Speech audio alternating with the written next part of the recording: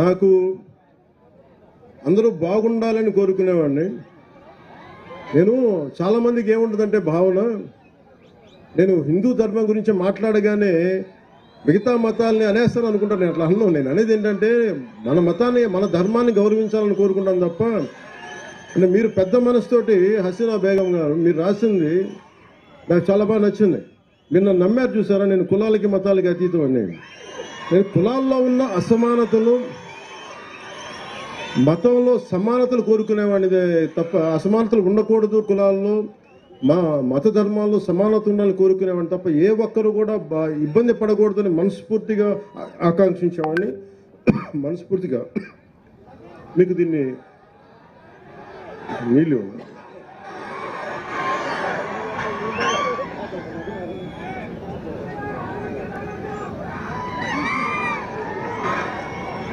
నా ఆరోగ్యం జాగ్రత్తని మీరు అంటే మీరుండగా నాకు భయం ఏం చెప్పు. అంటే నా లోపల ఏదన్నా బాగలేదంటే ఒక అరుపు అరిస్తే మీరు ఆ జబ్బు కూడా పోదు.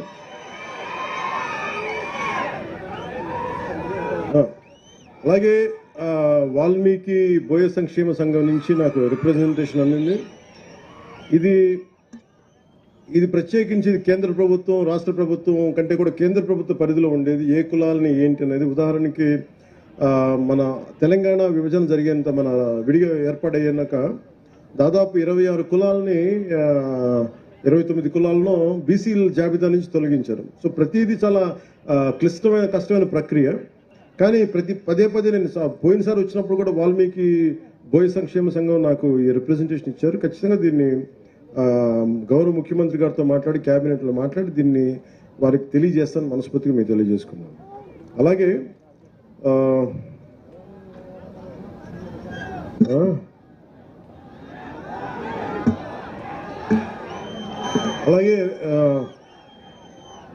రెడ్డి సంఘం నాయకులు ఒక ప్రతిపాదన అడిగారు. అది ఆల్రెడీ ఉన్నదే. మన కర్నూలు ఎయిర్పోర్ట్కి స్వాతంత్ర సమరయోధులు ఉయ్యాలవాడ నరసింహారెడ్డి గారి పేరు పెట్టాలని. ఆయన పేరు కాకపోతే ఎవరి పేరు పెడతాం?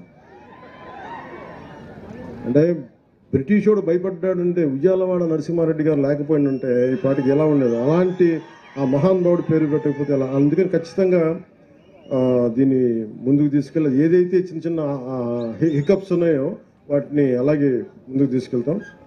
అలాగే ఇర్రెస్పెక్ట్ ఆఫ్ మీరు కులాల పరంగా కావచ్చు, ఏదైనా కావచ్చు, నేను కులాల గురించి కొంచెం ఇబ్బంది లేకుండా మాట్లాడతాను.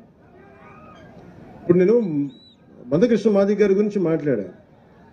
అంటే నేను మాదిగ సర్నేమ్ పెట్టుకోవాలంటే ఎంత గుండె ధైర్యం ఉండాలి, ఎంత సెల్ఫ్ రెస్పెక్ట్ ఉండాలి, ఎంత ఆత్మగౌరవం ఉండాలి. అలాంటి ఆత్మగౌరవ పోరాటాన్ని చేసి నేను ఇబ్బంది లేకుండా మాట్లాడతాను.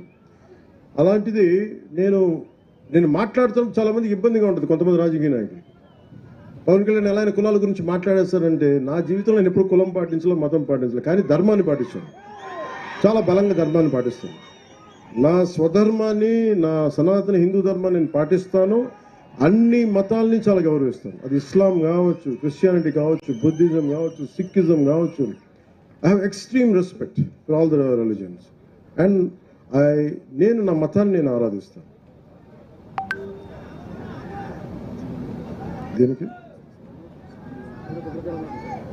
ఏం చేయాలి? అలాగే నా మనసు ఎప్పుడు కూడా ఈ దివ్యాంగులకు సంబంధించి ఇప్పుడు చాలా బాధ ఉంటుంది. అలాగే నా దృష్టికి ఈ రోజున మన ఎమ్మిగనూరు మండలం నుంచి కర్నూలు జిల్లా శ్రీవాణి పుట్టుకతో బెడ్ రిడెన్ అని చెప్పారు. పెన్షన్ టు బి ఎన్హాన్స్డ్ 6,000 నుంచి 15,000కి. ఖచ్చితంగా మీకు ఇప్పుడే మాటిస్తాను, దాన్ని ముందుకు తీసుకెళ్తాను ఖచ్చితంగా. అని నేను డిప్యూటీ సీఎం పేషతో నేనే ఫాలో అప్ చేస్తాను. అలాగే ఇంకొక బాబు బెడ్ రిడెన్ చందు మరాఠీ, ఆ బాబు కూడా ఓర్వకల్ మండలం బైరాపురం బొడ్డుబాండ్లపల్లి, వారికి కూడా నేను, వారి నాన్నగారి పేరు భాస్కర్ రావు.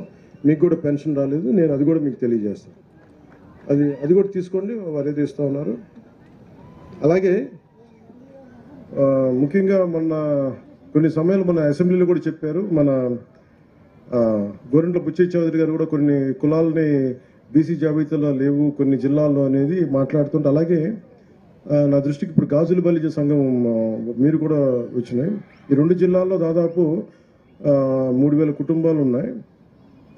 గాజుల బలజ ఓబీసీ 101 సీరియల్ నెంబర్ నుంచి ఉన్నాం. మీరు ఇబ్బంది పడుతూ ఉన్నారు, భోజనానికి కూడా ఆకలి లేకుండా. దీన్ని మిమ్మల్ని డీసీడీలో చేర్పించవలసిన మీరు అడుగుతున్నారు. ఇది అగైన్ నేను మీ దృష్టికి తీసుకొచ్చి ఇది కేంద్ర ప్రభుత్వం తీసుకోవాల్సింది. అలాగే గాజుల కొణిదెల రంగయ్య గారు కర్నూలు మీరు తెలియజేశారు, నున్న గాజుల శ్రీనివాసులు గారు తెలియజేశారు. ఇది ఖచ్చితంగా ఇది అంటే మీరు ఒకే గాజుల బలిజ సంఘానికి నాకు నిజంగా మేము చూస్తానంటే గాజుల లక్ష్మీ నరసింహ చెట్టి గారి పేరున్నారో లేదో తెలియదు. ఆయన బలిజ కులానికి చెందిన వ్యక్తి. అంటే ఇది ఆయన మద్రాస్ ప్రెసిడెన్సీలో భారతదేశంలోనే ఇండియాలోనే అప్పుడు బ్రిటిష్ ఇండియాలో 2వ శాసనసభ్యుడు అంటే మన అసెంబ్లీకి ఎన్నికైన వ్యక్తి. ఆయన మద్రాస్ నేటివ్ క్లబ్ అని ప్రారంభించిన వ్యక్తి.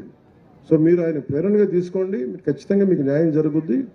నేను అన్ని కులాలతోటి ఎలాగ న్యాయం కోసం పోరాటం చేస్తానో అది మాదిగ ఉపకులాలు కావచ్చు, అలాగే ఎస్సీ ఉపకులాలు కావచ్చు, అన్నిటికీ అలాగే ముస్లిం మైనారిటీలకు సంబంధించి కావచ్చు, ఎలా న్యాయం చేస్తాను మీకు కూడా ఖచ్చితంగా న్యాయం జరిగేలాగా నేను నా వంతు కృషి చేస్తాను. మీ అందరికీ నేను తెలియజేసుకుంటాను. ఏమ్మా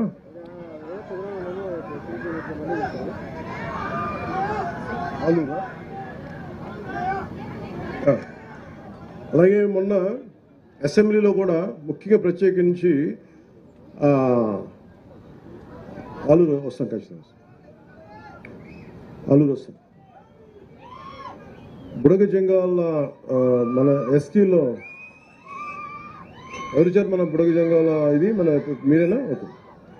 ఇది అంటే చాలా బాధ అనిపించింది మీ సమస్య వింటా ఉంటే. ఇది నేను క్యాబినెట్లో కూడా మాట్లాడాను. ఇది క్యాబినెట్లో కూడా మాట్లాడి ముఖ్యమంత్రి గారితో చెప్పాను. బుడగ జంగాలకి స్వాతంత్రం బ్రిటిష్ ప్రెసిడెన్సీలో ఉండి విడిపోయిన తర్వాత వారికి తెలంగాణలకు రికగ్నిషన్ కానీ ఆంధ్రాలో మన ప్రాంతాల్లో లేకపోయేటప్పటికి ప్రత్యేకించి కుల సర్టిఫికేట్ కూడా లేదు. ఏ కులానికి చెందిన వారో కూడా తెలియని పరిస్థితిలో ఉంటుంది. ప్రత్యేకించి మన అసెంబ్లీలో కూడా నేను ప్రస్తావించాను. ఖచ్చితంగా బుడగ జంగాల సోదరులందరికీ మీకు న్యాయం జరిగేలాగా మీరు ఏదైతే కోరుకుంటున్నారో దాన్ని మిగతా వర్గాల వారికి ఇబ్బంది లేకుండా బుడగ జంగాలకి మేము న్యాయం చేస్తాం, ఖచ్చితంగా చేస్తాం.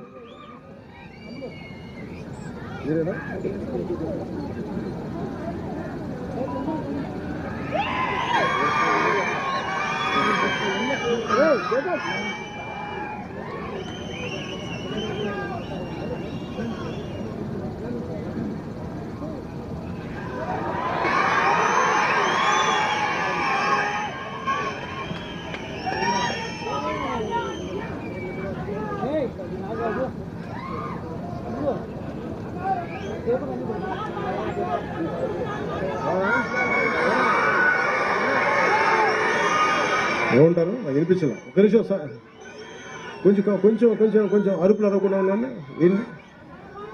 ఏంటి అడగండి, ఏంటో అడగండి, ఒకళ్ళు మాట్లాడండి.